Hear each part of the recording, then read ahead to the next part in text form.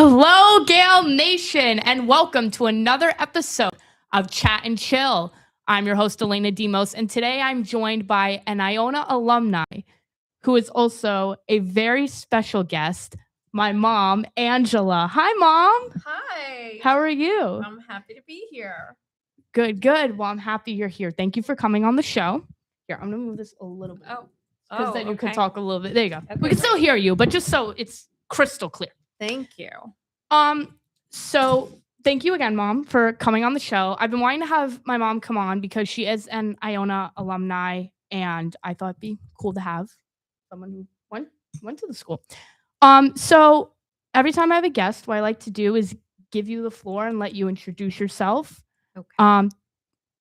Tell us about your time at Iona, what you majored in, how maybe it feels different from when you were here. Go ahead. Okay. Well, it felt really good walking on campus because usually I either drop you off or you take the car and come here. Yep. But it felt good to be here and a lot of friendly faces. I see bigger buildings, a new cafeteria that looks amazing. Yeah.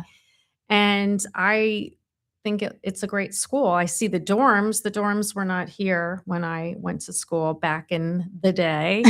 I came here for my master's degree in education, which has served me very well. I taught for 30 years and had a great experience and retired 2 years ago. So Iona was great. They were great with courses and the foundation of starting my program and giving me some good experience in New Rochelle. And then eventually I got my job in Eastchester. Yep. And so what made you decide you wanted to be a teacher? And was there anything else you were considering pursuing as a career other than teaching?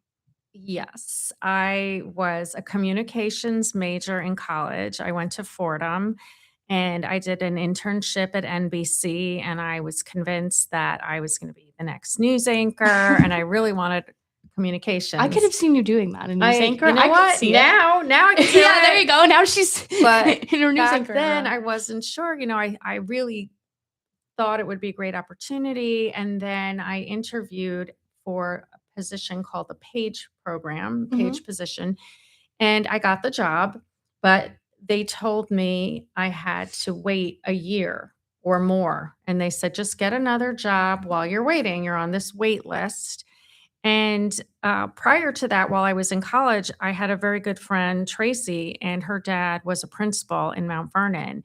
And he gave us the opportunity to substitute teach during the week. Right. And that was my job. That was my way of making some spending money, having fun, working with all ages of children. And it was a job. Like, I wasn't looking at it as a career, but I really started to like it. And then when I graduated and I needed to work for that year, I got hired to teach third grade. So I taught third grade for a full year. And after I did that, I really loved it. And I started my master's program. And I decided that I was going to be a teacher. And guess what happened? NBC called. Yeah. They called. So I was like, oh my goodness, what do I do? And I really had to struggle making that decision. And because it was my original choice, I decided to go to NBC for a year because I didn't want to give up this dream without trying first. And so I did. I did it for a year. I made great friends, great contacts. And I think I was very young at the time. And I saw a lot of cutthroat behavior as well. And I don't think it was me at all. And I also think that when I was giving tours and sometimes schools would come with teachers on these tours, I was thinking, I want to do that. That was my calling. So after a year at NBC, I finished my master's. I never stopped going for it while I worked there. Oh. So that was going to be like a backup plan, which wound up being my plan. Oh, so while you were the page, you were also coming here for your master's. Yes. Oh, wow. So I was busy. That's commitment. It was I was very busy. I didn't want to give up That's teaching in case NBC didn't work, and it just wound up that, you know, it wasn't for me at the time. And I have great friends that are still there and in communications, but at the time I wasn't, in that headspace. I didn't want to, go out to the Midwest to be an anchor, and it just, something changed. So anyway, I taught in the city for 5 years. Yep. And after doing that, I realized I needed to get up to Westchester. Yeah. There were 35 kids in a classroom, and it wasn't even that, because I enjoyed the kids, but it was It's very taking chaotic. 4 highways to get to The Queens. commute. There's no It was too much. And Their there were school's some right there. days, like if it snowed, you still at school. And forget about one it. day I was in traffic for 3 hours in the snow, and I was like, that's it. I've got to really try. That's not ideal. So I put my resumes out there, and I got a job in Eastchester and was just blessed to be there for 30 years. Oh, no, 25. So it was 30 years total, 25 in Eastchester and 5 in the city. Yeah. Yeah. Yeah. Well, I have to say, I'm gonna brag for a minute, because watching my mom as a teacher, like, I went to the Eastchester schools, and there'd be days where I'd come to your classroom and I'd see her teaching, and just watching her and how she taught and how she built a bond with the students. There were kids the last day of school, the day you had retired. Oh. One of her students, I forget his name, he was crying. Do you remember this? Because he's like, I don't want to leave. Oh. And she's like, well, I'm leaving too. Alejandro. Yes. It was Alejandro. Yeah. But even now, like, I'm doing the substitute monitor at your old school and throughout the district. But every teacher I know who knows you has said nothing but, your mother's an amazing teacher. You remind us of her and how you teach. You've learned from the best, Aw. And I think you definitely give off teacher. Like, you're very, like, sweet, but you also, like, you know how to command a room, which, like, I feel like teachers have to be able to do that, especially when you have tell everybody 35 I taught kids. first grade and kindergarten. So Yes. I So could you had command the room of first grade and kindergarten, but Yes. it was fun. It was definitely work, but a lot of fun with that age group, and they definitely make you happy, and there's a lot of laughter in the room. It was definitely a great experience. And the thing is, I don't know if this will happen to you, but I fell into it because I was subbing. Right. And then that just happened. And I see you as a monitor, and everyone says how great you are and how great you would be at it. Yeah. And I definitely want you to pursue your dreams, whatever they are, in communications, and give it your best. Yeah. And if teaching is in the future for you, then you'll see. I mean, I've thought about it, and I think growing up around a teacher, like, I would see, like, how it's very fun. It obviously also can be a little bit stressful, because you have to be up early. You have to have lesson plans ready. You have to, you can't just go in and be like, okay, well, we'll figure it out. And you're on a tight schedule. Well, you are, yeah. You cannot be a minute late. You can't. Because you'll keep those kids waiting. You have to give the kids the most out of their education. But I think that's another thing you prided yourself on too, was you were always like, I have to be on time. I want to, because you wanted the kids to get the most out of their experience, which I think makes kids want to be in school and want to learn. Yeah. Because you keep them engaged. And I also give you credit because you were the only teacher in the room. I know. I think in kindergarten you had a TA, a teaching assistant, right? In kindergarten in Eastchester, they all have monitors. So I did have help for part of the day, and the monitor was fantastic. We were a great team. I did that as a leave replacement after I retired. Yeah. And it was almost more fun. I knew it was a short amount of time, but the kids were one of the best classes I ever had. And weren't they? I mean, they were good. Yeah. I would go in sometimes to see them. They were. Every day was fun. They were really good. Leave. And they had a great, great teacher to start them off. Well, that's the thing. Like, when I feel like, when you have a good teacher. No, I'm not talking about me. I'm talking about Sarah. No. I know you're talking about Sarah, but I'm saying, like, in terms of, like, how they were such good kids, because She groundwork from it set the groundwork, came and from then I just came from her, continued, and and it so the was kids know. great. But I think our styles are very similar. We're right, both very chill, but we, like, make it right. Well, that's fun. the thing too. I think that was something too. Like I observed from it was like you and Sarah are very similar in how you teach, and you do have some differences, but you both at your core want it to be about the kids and them getting the Right. most out of their experience. I think they could tell, like, yes, this is a different teacher in the room, but Right. it's still our teacher, just a different person, if that makes sense. Yeah. But That's so now, so you taught for 30 years, which is a long, long yes, time, it a is. long time. A So long time. over that time and over the course of teaching, was there anything you noticed that changed in the education system or Yes. anything that you were like, wow, this I would not expect this to be a part of the education system now, looking back 5 years or so? So, it's so different. When I Yeah. first started in Eastchester, we'll go from that because that was the bulk of my career was Yes. Eastchester. So when I Yeah. first started, I went into an empty classroom.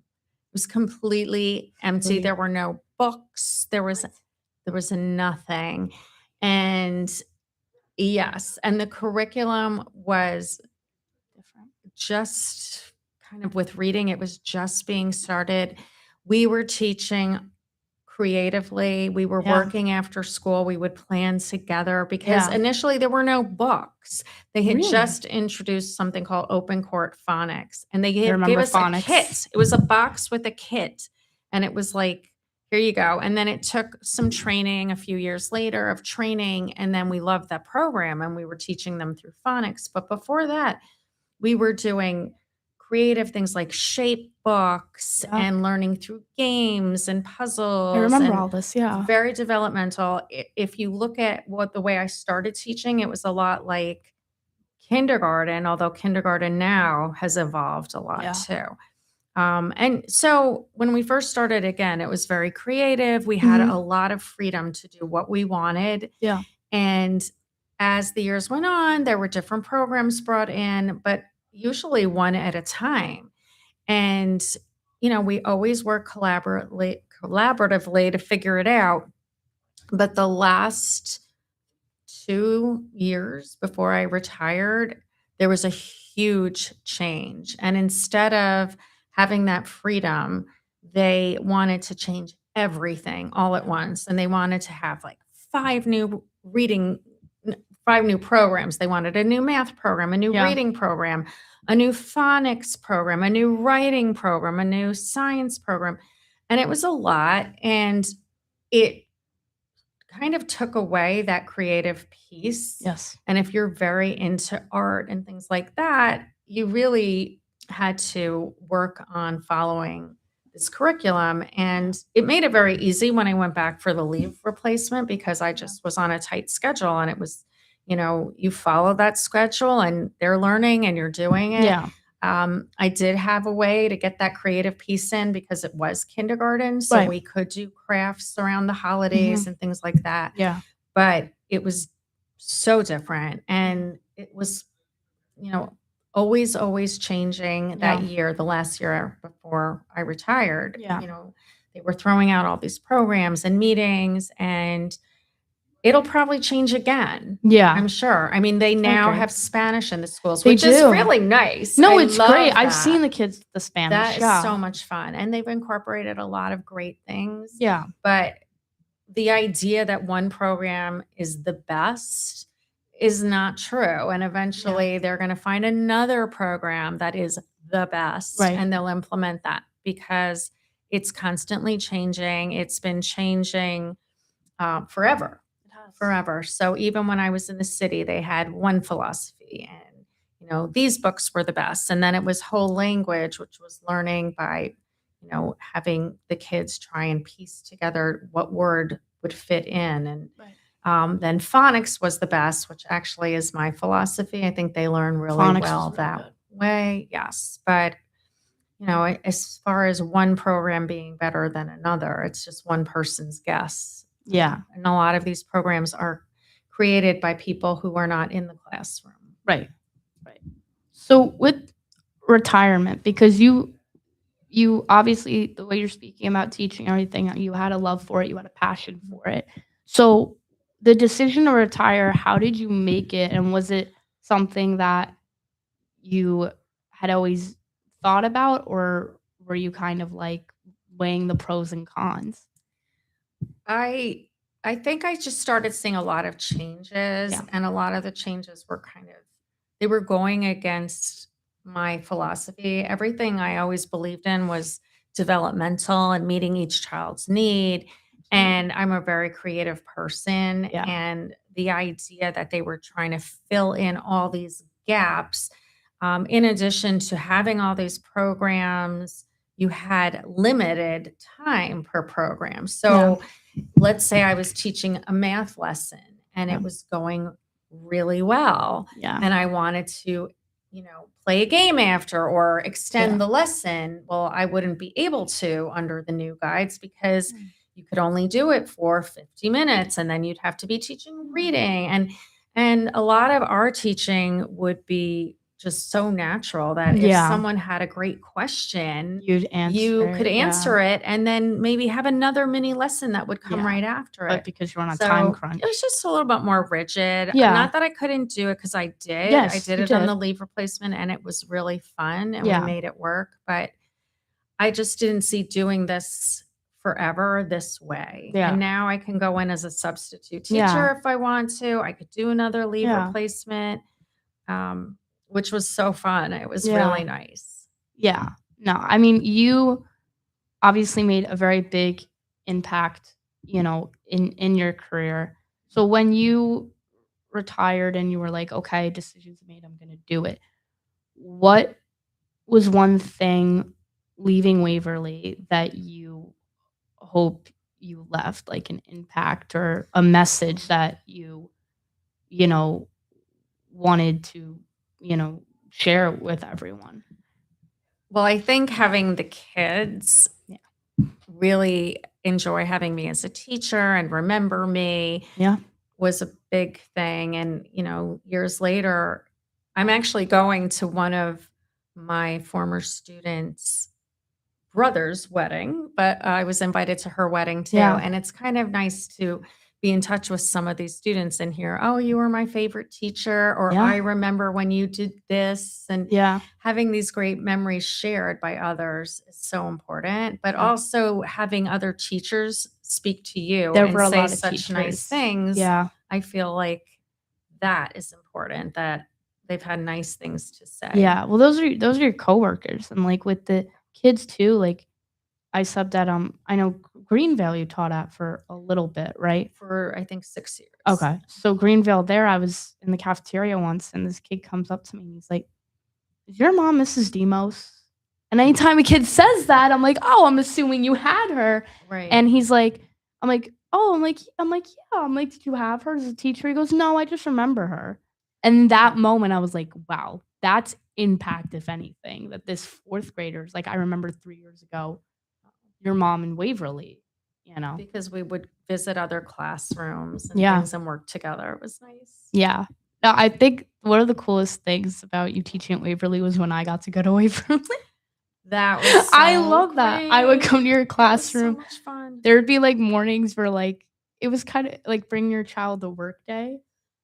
Like, everyone was like, "Alright, it's time for lunch," and all the kids were like, "Elena, where are you going?" Like, 'cause I was leaving the classroom, like, "I'm going to lunch with my mom." Oh. We went to Chow in Eastchester. Or, like, I'd come in the classroom or, like, the teachers sometimes would, like, send me to go give you notes. Or I know we have a photo, I wish we had it with us to pull up, of me when I lost my first tooth in your classroom. You remember that? Yes, I wanted to cry. That was a lot of My fun. baby lost her first tooth. Yeah, I did. That That was a lot of fun. it was. I mean, I couldn't even go in your kindergarten room, and Yeah, you were that like wasn't across the fair. hall from Yeah. me, and I just couldn't go. But first grade was a little bit more flexible, and the Mhm. teacher would be, you know, I'd walk down the hall and she'd be like, "Okay, work on homework tonight with Yeah. Elena," or, Well, stuff like I that. think kindergarten probably because it was a new school, new environment, Well, they probably yes. didn't want me like, "Oh, you can go to mom whenever you want," because like, Right. they knew that, if I fell on the playground or something was wrong, Mhm. I'd want my mom, but they also knew, like, she's not just here, she's teaching. This is her job. So we need to respect her as a fellow coworker as well, and And you had a um, great teacher, and it was mhm. important too that we didn't show you any special behavior or special treatment with the That's other true. kids, so That's true. but Yeah. after school was great. You would come in. Yeah. Come and see Mhm. everyone. Yeah. Yes. But all right. Well, we're going to wrap up the episode. But mom, thank you for coming on. You're welcome. I was, Wait, one more question. yes.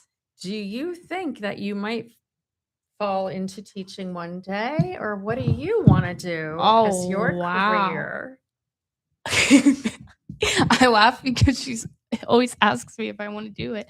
I honestly, I do think about it. Like it is something I think about. I I just don't know if I see myself doing like how you did it, like every day going in and I love it. I think what I'm doing right now, I love. If I Right. could do it, like, because I want to be in the communications field as well. Of If course. I did something like you did, like did subbing and waited to hear, just because I'm still have that experience and maybe I will end up falling into, You never know, but maybe education. you won't, and hopefully we'll see Elena on But TV. yes, hopefully. But no, but if I did ever fall into education, I think one thing I know is that I learned from the best, but I could never be Mrs. Devos. And Oh, it's true. you're so nice. I couldn't You'll do be it. better. I'll You'll be better. That's very sweet. That's very sweet. But all right, Gal Nation, thank you everyone for tuning Thank in. you. We will be back next week with another episode. Shout out to mom. Thank you again for coming in. Thank you. I love you. Love you. I'm so proud of you. I'm so proud of you. And we will see you next week.